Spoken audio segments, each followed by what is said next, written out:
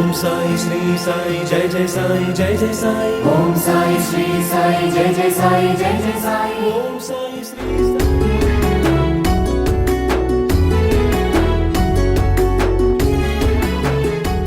దైవం చెప్పే మాటలు వినే శక్తి సామర్థ్యాలు మనకు లేనప్పుడు పవిత్ర హృదయులైన వ్యక్తులు దైవానికి మనకు సంధానకర్తలుగా వ్యవహరిస్తారు.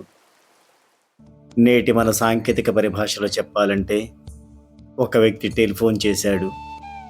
టెలిఫోన్ ఆపరేటర్ ఆ వార్త అందవలసిన వ్యక్తికి అనుసంధానం చేస్తుంది.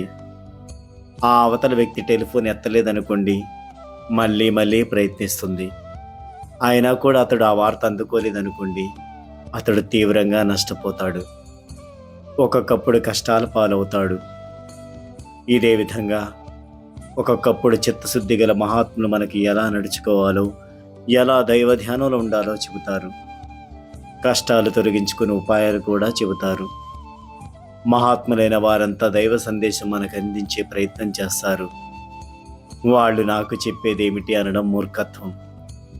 ఒక మంచి మాట ఎవరైనా మాటిమాటికి చెప్పినప్పుడు ఆ మాట వారితో దైవం పలికిస్తున్నది అని మనం అర్థం చేసుకోవాలి. అది మాట కాదు, చీకటి నుంచి మనల్ని వెలుగు తెచ్చే వెలుగుబాట. కరుణా సముద్రుడైన దైవం కూడా ఎన్నో మార్లు ఎన్నో అవతారాలు ధరించి మానవుల్ని మంచిదారిలో పెట్టే ప్రయత్నం చేశాడు.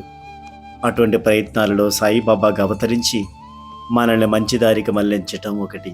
కాబట్టి మనం ఆ దైవ సందేశాన్ని తప్పక అందరికీ అందించాలి. మానవుల్ని మంచి మార్గంలో పెట్టడానికి మనం చేసే ప్రయత్నం కూడా బాబా సేవలో భాగమే. జై సాయిరామ్.